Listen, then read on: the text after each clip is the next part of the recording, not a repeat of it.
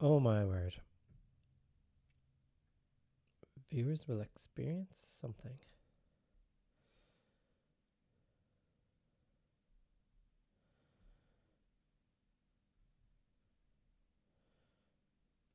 There is always something with live stream, isn't there?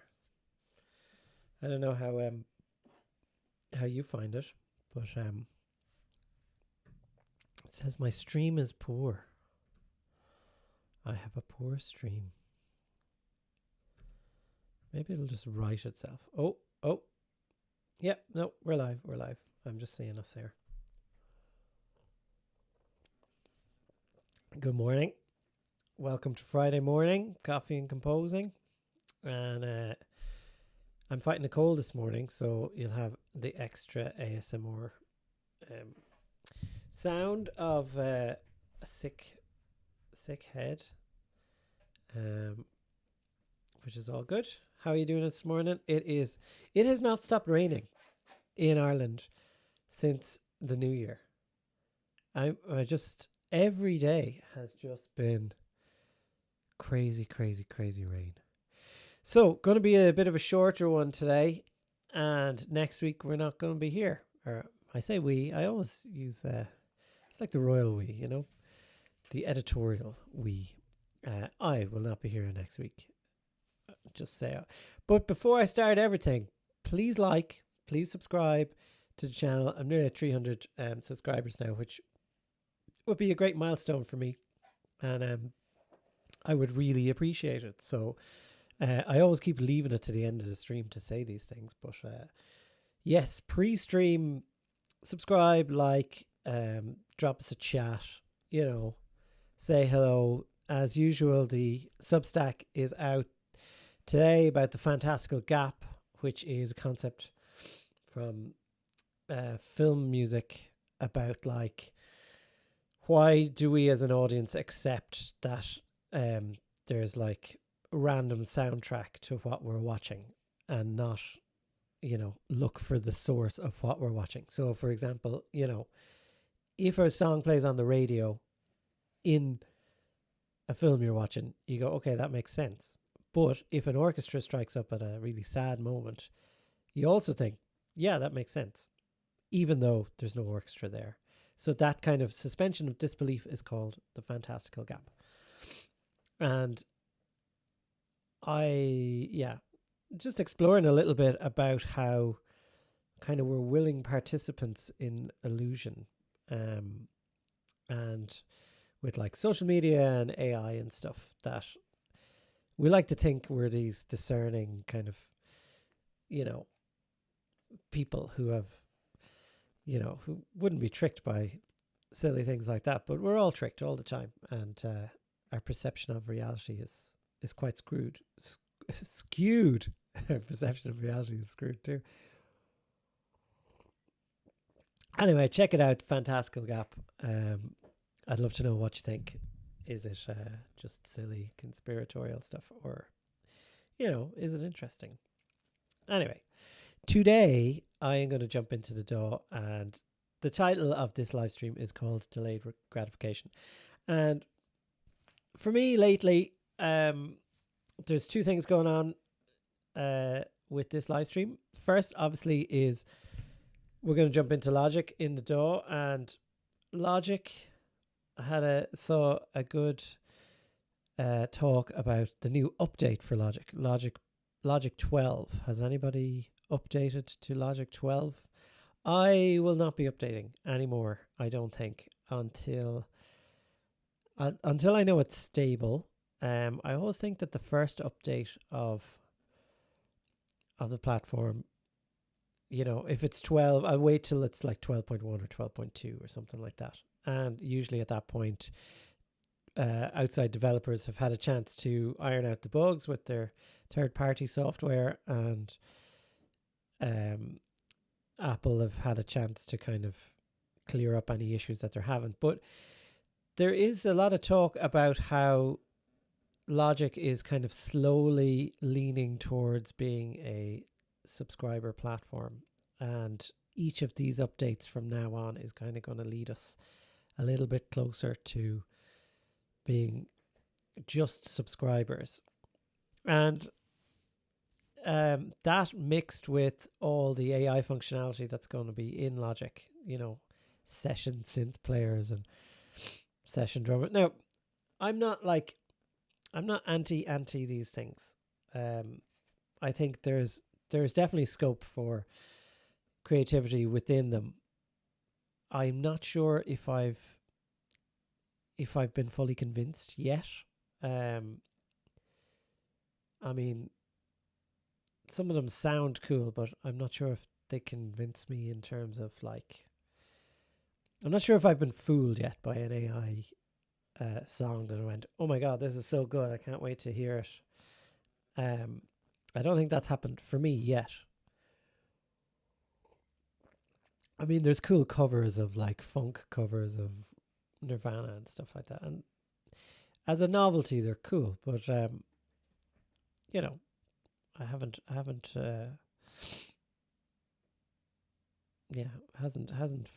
hit off for me yet.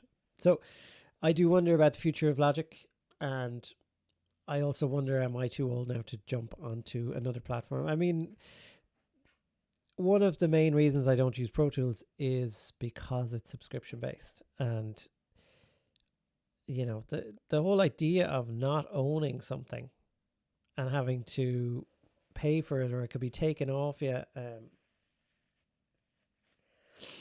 Excuse me, I do have a cold. The future is uncertain, and I do wonder about it. I'm not going to jump ship yet. I'm going to stay on Logic and see how it goes. But I might be tempted to something else. So what are you using at the moment? Are you using Logic? Are you using Pro Tools? Or have you jumped to Cubase or Reaper or Ableton? Or yeah, I know nothing about Reaper actually. I've used Cubase a little bit before, but if you have any thoughts, let me know. So anyway, that was not even the point I was going to make. So that was a bit beside the point. Logic Pro, the instant delayed gratification. So what I'm going to try to do today in Logic Pro is explore using delays on woodwinds in the same kind of style as Jerry Goldsmith did for Alien, and James Horner did. So I have the Roland Galaxy Echo, and I'm going to just throw that on some woodwinds and see how it sounds. So that's where the title came from, delayed gratification. The other thing is I'm in the middle of making a new proper YouTube video, not just a live stream one. About I don't know if you can see this, about time blocking and habit tracking, and part of what comes up in that is delayed gratification. So yeah, it's a play on words twice. So anyway, that's enough talking from me. Let's jump into Logic and see what's going on. Okay, as I say, we're going to be probably about a half an hour here today, and then we're going to be moving on. But I will be on Substack for a few minutes at 11 o'clock, talking more about, random things that come into my head.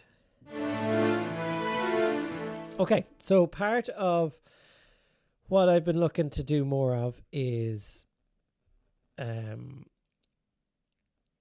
8 bars. So composing 8 bars every day, and whatever that might entail. So I'm going to start some chords. Yeah, we'll just leave it all C major for now. So 1, 2, 1, 2.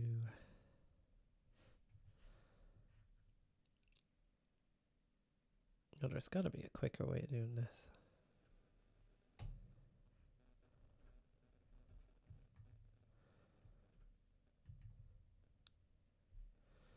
Okay, maybe not.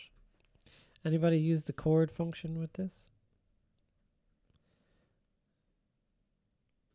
So when you add in the chords section here in the global settings of Logic, whatever chords you put in, your AI session players will play along with it. So I'm going to leave them all at C major because I want to figure out a chord progression, but I'm not quite sure what I want to do yet. So 1, 2, 3, 4, and there it is. There's my 8 bars. So I know that I kind of want to do like a D minor.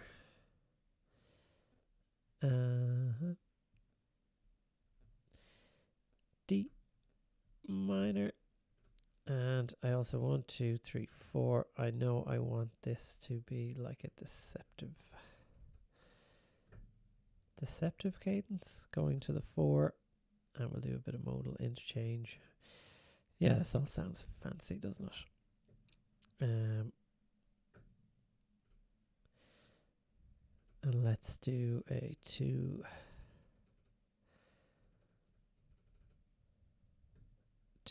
in D minor is E minor. So lots of different ways we could do this. And tritone sub, we'll give it a E flat. Wait, D minor, yeah, be F, a D flat. Excuse me. And we'll make this dominant just for now. Space of a 5, and there we go, 6. So D minor. Let's see what this sounds like. F major.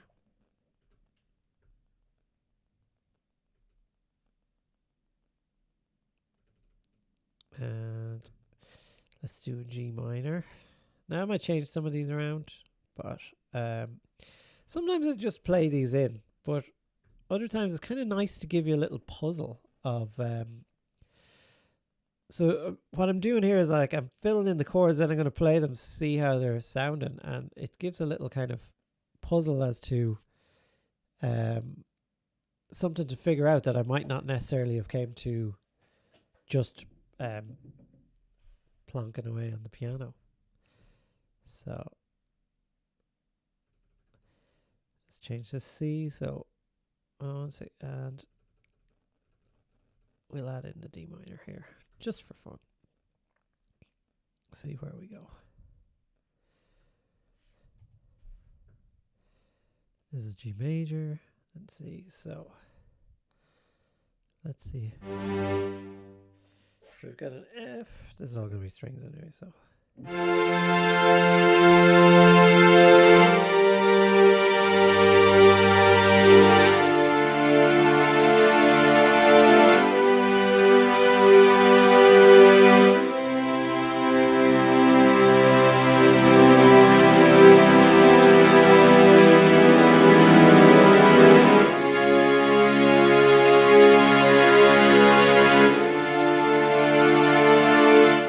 Okay, not really going anywhere too. It's a bit wandery. So what I'm going to do is I'm just going to make, excuse me. I like to have a piano track.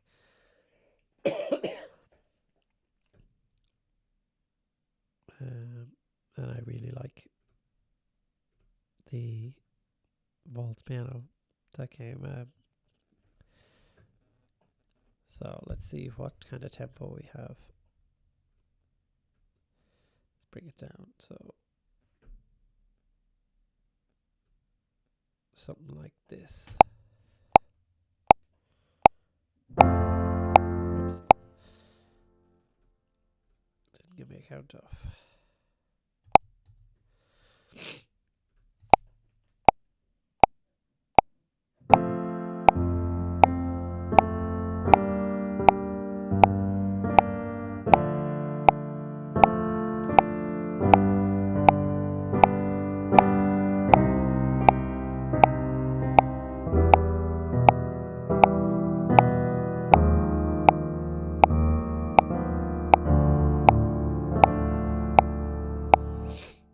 Okay, it's going somewhere, but I'm not quite sure where it's going. So.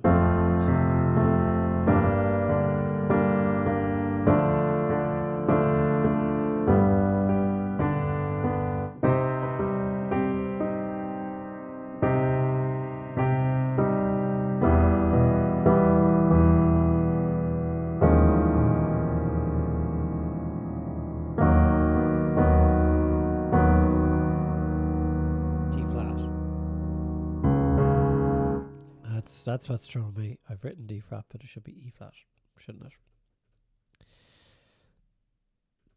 That's what's doing it.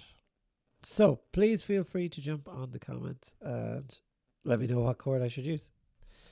And, you know, are they chords that you would use?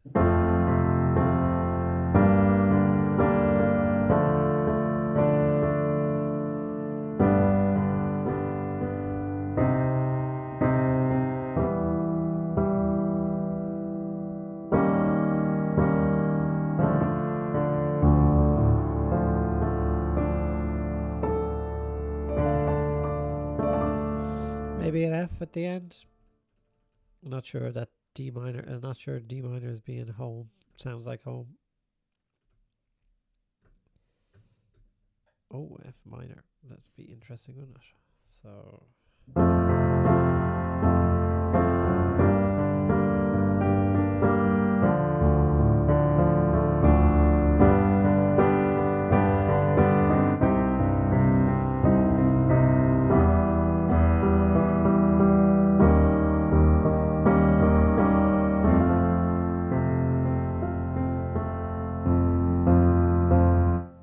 Yeah, not bad. So I am going to get to the delay part, but let's leave these in and I'm going to put them back on strings.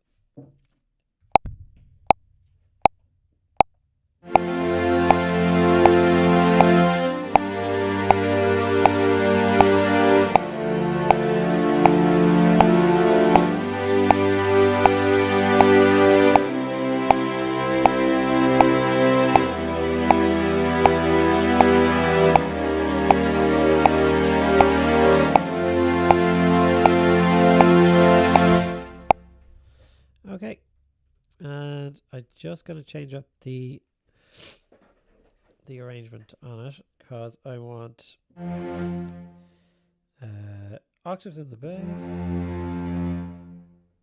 and I want like a first inversion.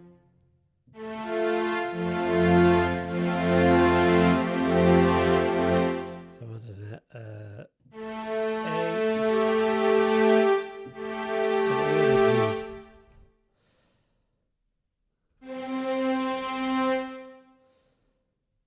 This one.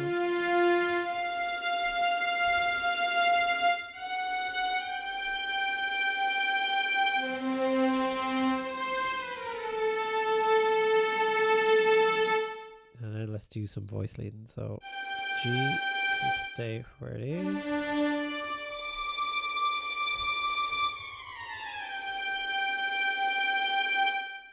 And the B can just jump up enough.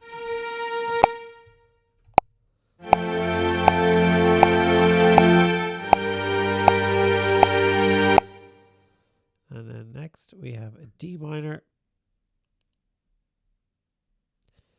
So we've got G. We change this to like a D minor over A.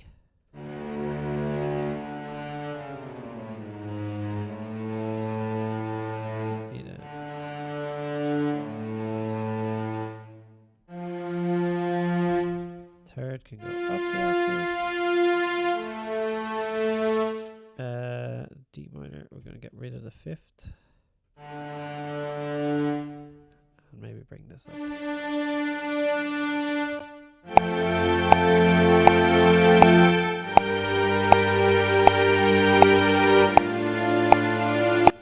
Yeah, a bit better. F can go. Yeah, and this can go.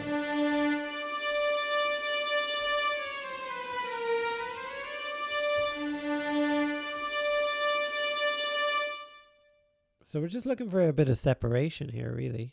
Yeah,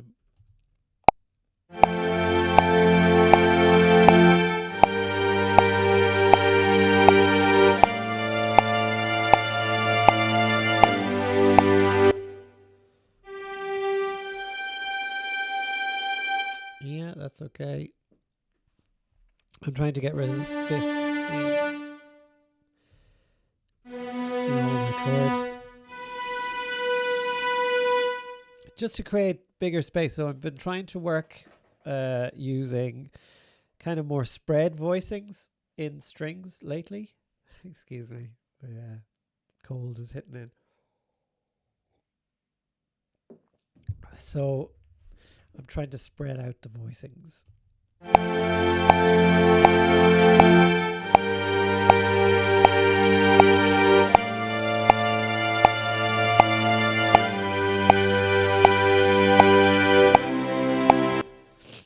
But I haven't got around to playing those properly on the piano. So we're in key C, and this is going to be E, C minor, actually.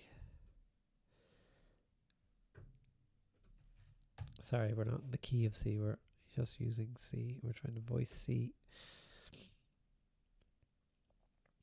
And octave. Okay to repeat octaves. And then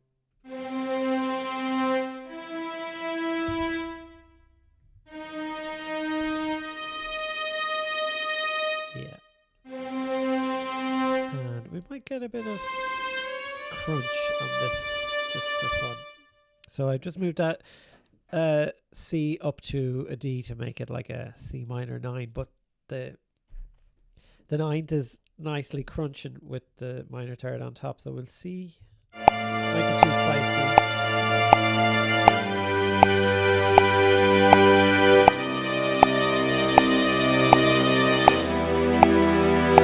Oh yeah, that's great. I'm really liking that change. So if I was going to keep anything from this, it'll definitely be the C minor to E minor. It's just a really cool cool transition. So E minor, then we have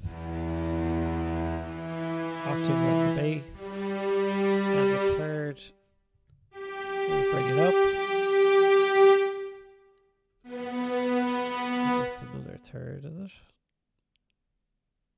Sorry, that's the fifth. Root. Root. Root.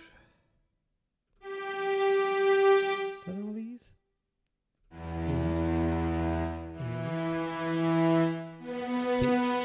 Okay, so the B is the one I want to get rid of.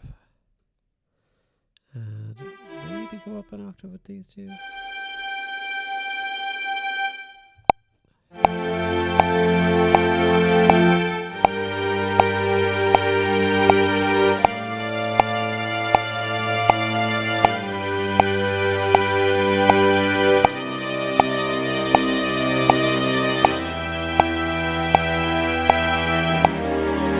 Okay, so you can see it's starting to voice lead a little bit better there, which I'm quite happy with.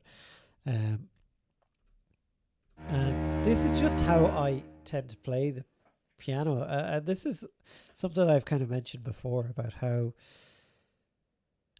I'm kind of thinking in my brain of guitar chords related to piano chords related to string section. And, you know, I know that's not like the ideal way you should be thinking about it, but I tend to do that. I'm quite visual in how I learn instruments and things. So I do tend to borrow a lot from other instruments to inform these instruments. Now, like a good spread triad is really nicely done on a guitar too. But I'm trying to get better at that. So I'm trying not to input exactly what I would do in the voicing of the chord on the piano, but to spread them out further and picture them as 3 or 4 different instruments in an ensemble. So like 2 violins, viola, cello and bass. And I think here now, it will like coming voice leading, we've got like violins on top, And then we've got viola, and we've got a nice separation then for cello and bass, and we can put a bit of movement in there later on if we want to. So I'm just getting rid of the fifths as well. So in E flat, the fifth is B flat. So I kind of just straight up octaves between cello and bass, and then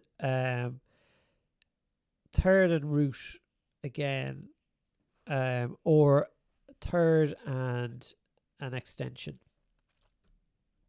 And in this case, we know we want the D flat as the dominant 7 because it's the dominant, and the third.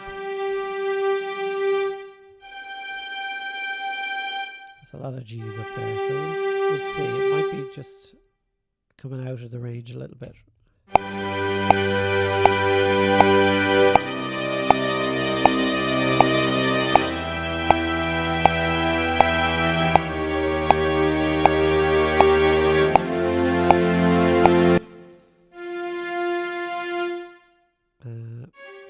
Maybe.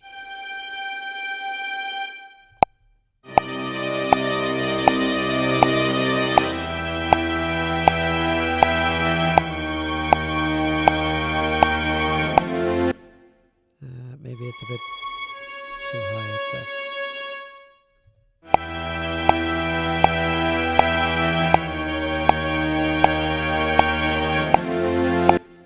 And again, we've got our bass. Get rid of the C. And just bring these guys up a bit.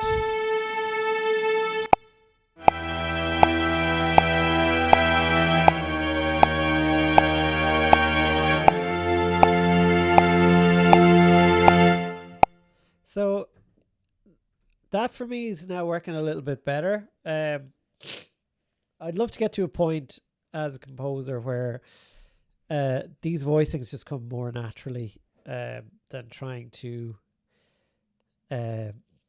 like there's a barrier there between inputting the chords and then changing the chords afterwards to take into account more voice leading and better voicings.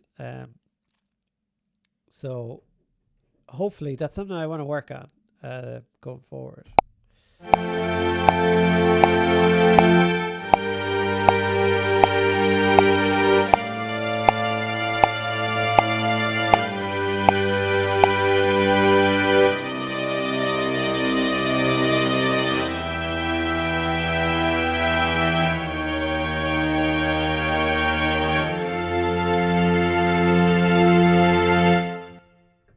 Yeah, and I don't have any effects or anything on yet. So the next thing I want to do is not a piano, it's the flute.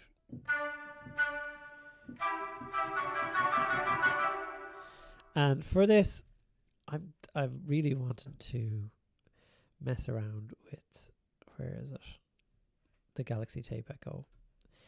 So the Roland Galaxy Tape Echo, a classic of all tape echoes. And I'm really looking for that Jerry Goldsmith Aliens kind of a sound. And I want, I want something big.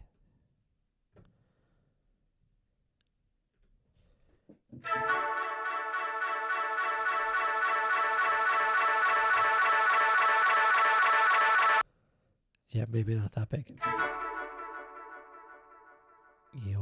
That's something like that. So something that decays and goes a bit trendy. So again, if you're watching this on your phone, you may not be getting the coolness of it. And I'm going to turn up a little bit and the feedback. So if you get a chance to get one of these, this is the Universal Audio.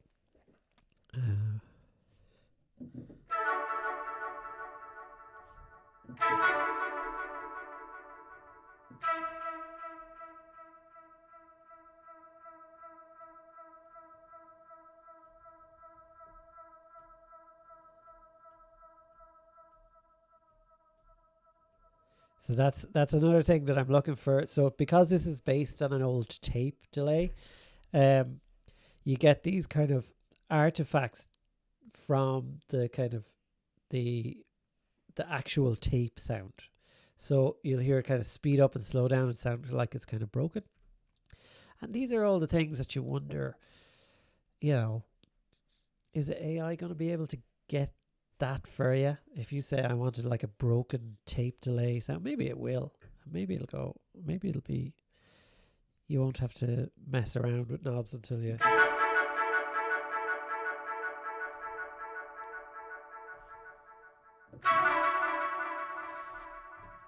So that's kind of what I'm looking for.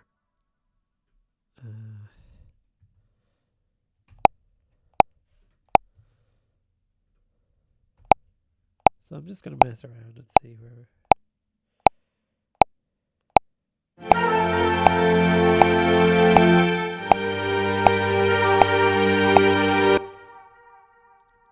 Yeah, the strings are a bit full on, so.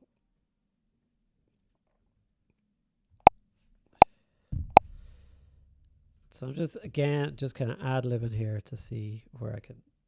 There.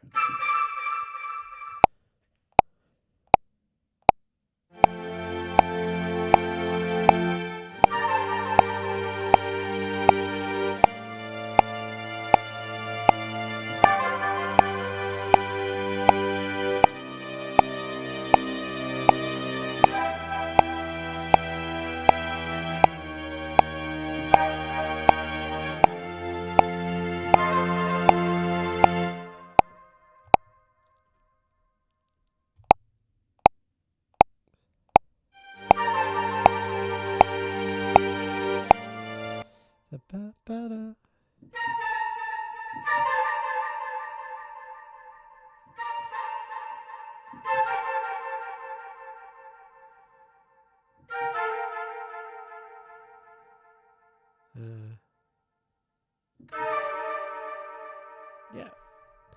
Okay. Let's see how that works.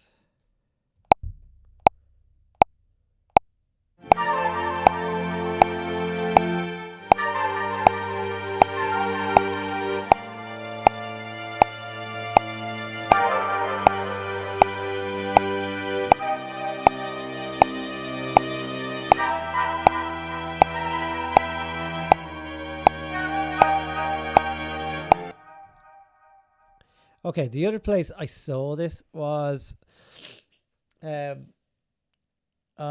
was watching an old rerun of Columbo, and it's weird when you start looking into film composing and things like that, you tend to notice the music way more than you used to.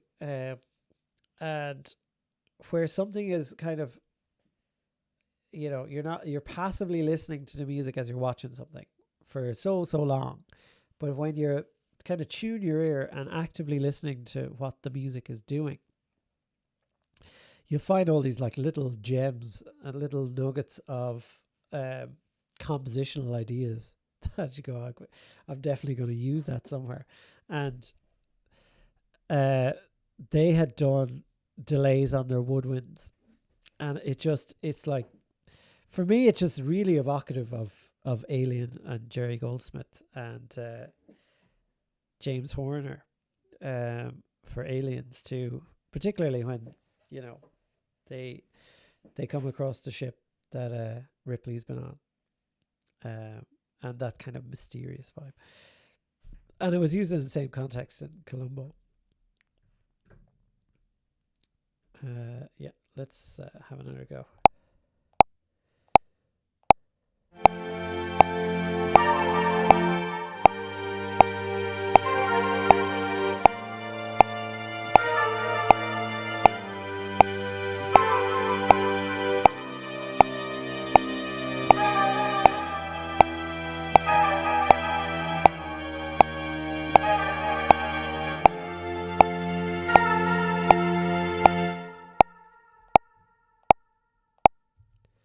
And then, obviously, just try this one more thing just for the last couple of minutes, because actually, I'm just going to...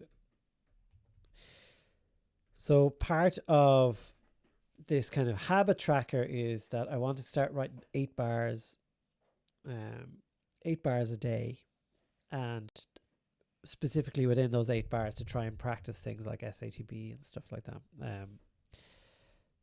Because I really think that a really good, solid understanding of how to put together things in those orders just like saves you so much time on the back end in terms of your orchestration, and knowing how to voice chords and accompaniment for the orchestra and orchestration.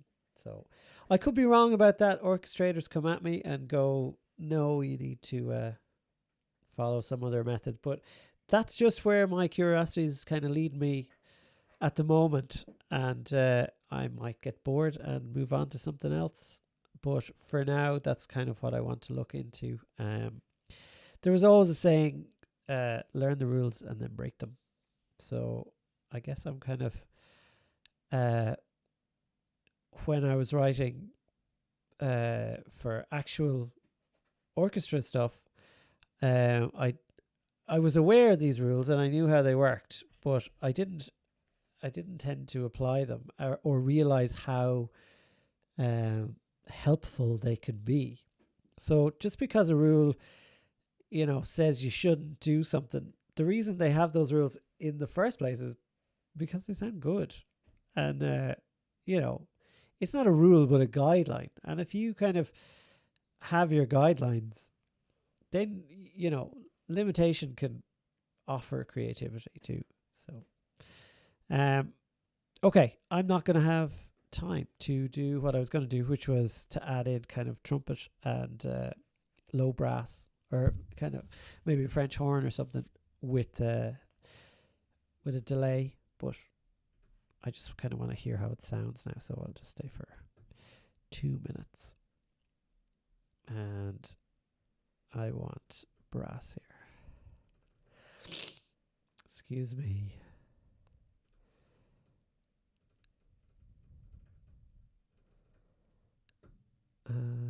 Is this going to work? It is going to work. Oh, it looks weird.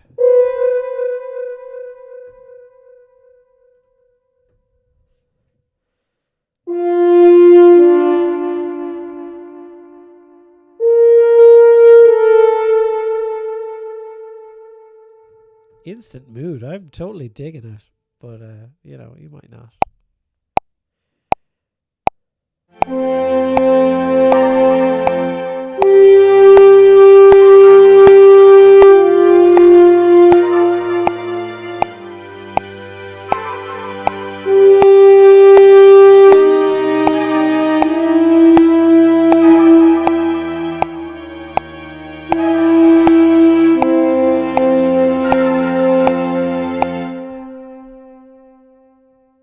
That decay is just so cool. Obviously needs a better line than what I did, but okay. Back to my talking head. So apologies for the for the sick sounding ASMR. Again, not here next week, but we'll be back again the week after. Actually, not here for 2 weeks. But I may do a live stream sometime midweek in the evening and see if people are more kind of likely to hop on and say hello at that point.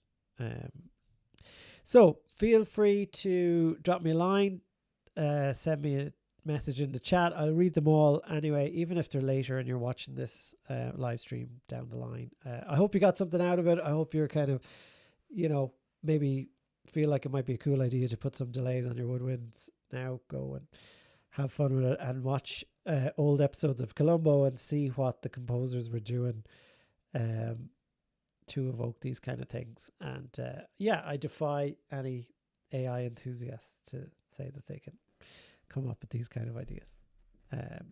Maybe they can, who knows. So I will see you on the next one. Don't forget, like, subscribe, share, read the newsletter, and